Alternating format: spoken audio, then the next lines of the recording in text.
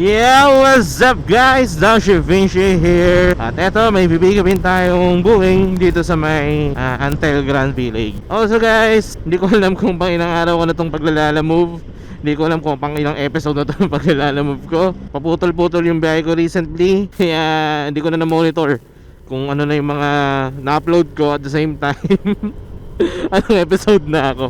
But yun, I hope nag-enjoy kayo sa mga ganitong content ko, sa mga paglalala move ko. And hingi na rin ako suggestion pala sa inyo guys kung ano yung sa tingin nyo pwede ko ma-improve. Gawa ko ng content. Like may mga nagsasuggest kasi sa akin na mag-MC taxi ako, ganyan. And yun, mamaya i-explain ko sa inyo bakit nga ba hindi ko pa kayang mag-MC taxi or bakit hindi pa ako nag-MC taxi, etc, ganyan. Anyway, yan, pick upin lang natin tong nakuha natin booking. And then tingnan natin mga susunod na mangyayari. Sir, nag-message siya sa akin. Wait lang.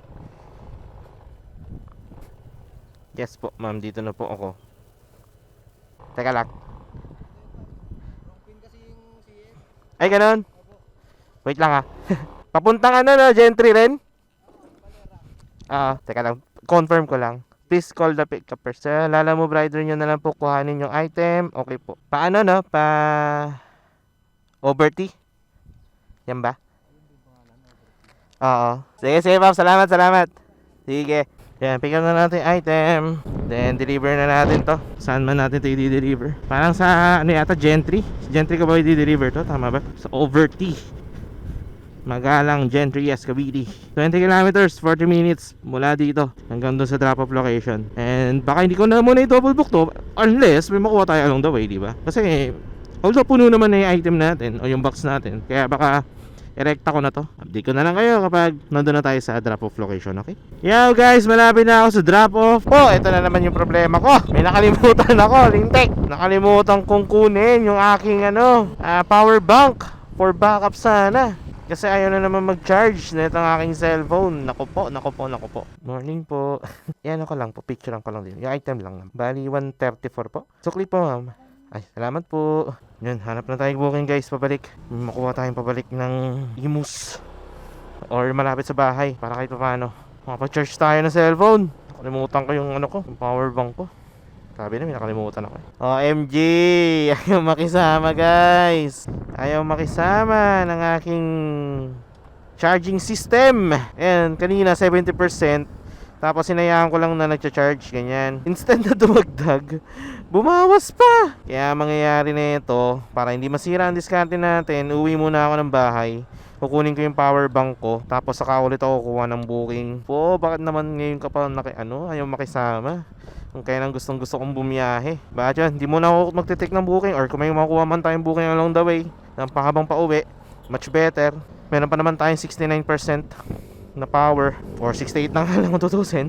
Kaya kung may makikita man tayong booking along the way pabalik ng Imus, di much better, di ba? Pero kung wala, ang mangyayari na ito, direkta na ako ng bahay. Kaya gagapang-gapang muna ako hanggang sa makuwi ng bahay para makakuha ng charger. 68% kaya pa naman yan kung tutusin. 5 minutes later. Guys, quick update. Andito na ako sa may open canal. And until now, wala pa rin ako nakukuha ang booking pabalik ng bahay, pabalik ng malapit sa amin, ganyan. May lumabas kanina, Gentry to Imus, kaso hindi ko nakuha. Kaya ako sayang. And then yun, from there hanggang makarating dito, wala pa rin pumapasok na booking na malapit sa bahay. Lastly, yung kaninang battery life ng aking cellphone is nasa 68%. Tapos, habang bumiyahe ako, naka-charge siya. And guess what? Habang naka-charge, ayan, naging 62% na lang. So, kahit na naka-charge siya, bumababa pa rin yung battery life. Mangyayari talaga, kailangan kong kumuha ng backup power bank para kahit paano may pang-charge ako. Kasi parang etong charger na mismo may problema eh. Hindi niya na kaya mag-charge. At the same time, tinry ko rin i-charge using sa built-in charger na itong Airblade na nasa loob ng compartment itong aking cellphone. Hindi rin siya nagtutuloy-tuloy mag-charge. It's either charger ang may problema or yung mismong bike, especially when it comes to battery. Like baka mababa na yung voltage ng battery, baka yun nga, nahihina na yung battery ng aking Airblade, ng aking motor. Ayun ang isang suspecha ko kung bakit siya nangyayari. Ganyan. Pero wala na tayong ibang magagawa kundi magdala na lang lagi ng power bank for backup. Anyway, since parang wala naman tayong makukuha booking today, and I'm not sure kung babiyahe pa ako pag uwi ng bahay, pero tingnan na lang natin. Pero yun, kukunin ko na to pagkakataon na to na magkwento magkwento regarding sa MC Taxi, or kung bakit nga ba hindi pa ako nag-apply ng MC Taxi, and at the same time may mga nagko-comment nga din kasi sa akin na bakit di daw ako mag-apply. First and foremost guys, I wanna clear things na marunong naman ako mag-angkas. Marunong ako mag-angkas ng motor. Like, may ilan na rin ako inangkas sa tao. It's just that may times lang din kasi talaga na naiinip ako. Mainipin akong tao guys, sa totoo lang. Minsan ko lang tinry na mag-ride ng mabagal, like mga ganito, 60 kph ganyan. Pero kapag may mga nakakasabay na ako na mababagal din, parang gusto ko sila overtaken. Kung magbabagal man ako, kung magiging chill ride lang ako, gusto ko ako lang, parang gano'n. Ano, sure kung maintindihan nyo ako. And as far as I know, pagdating sa MC Taxi, meron siya speed limit. Hanggang 60 kph lang yata ang pinaka-max na pwede mong patakbuhin sa MC Taxi. Kung may gano'n na speed limit, tapos irritable ako, mainipin ako, paano na lang yan? Baka stress maabutin ko. Although don't get me wrong guys, gusto ko rin siyang itry. Ako curious din naman kasi talaga ako na mag-MC Taxi talaga. Gusto ko siyang itry, gusto ko siyang subukan, ganyan. And malay natin, once na nakatry na ako ng MC Taxi, mag-iba na yung riding habit ko. Talagang isipin ko na yung magiging passenger ko, isipin ko na yung mga hindi ko dapat gagawin, nang solo lang ako, ganyan. Kasi ganoon din naman ako kapag may mga angkas na. May times na talagang sobrang safe ko mag-ride. Especially kapag yung angkas ko, alam kong magagalit kapag may katarantaduhan akong ginawa. Pero yun nga, malay natin, maano tayo sa pag-MC Taxi, no? Try natin mag-apply. Pero sa ngayon, magfo-focus pa rin muna ako sa paglalala-move. Lala-move pa rin ang gagawin ko, lala-move pa rin yung kukunin kong mga yung pa rin ang pagpofokusan ko. Pero sana soon, matry na natin mag-MC Taxi. Yan yung mga factor kung bakit hindi ako makapag-MC Taxi, ganyan. Ito po ma'am, ito na lang po. 20 pesos po. Di, okay na po, okay na po. Thank you. Pagka-trap natin na ito, uwi na muna tayo. Tapos tingnan natin kung makakuha tayo ng booking doon sa bahay.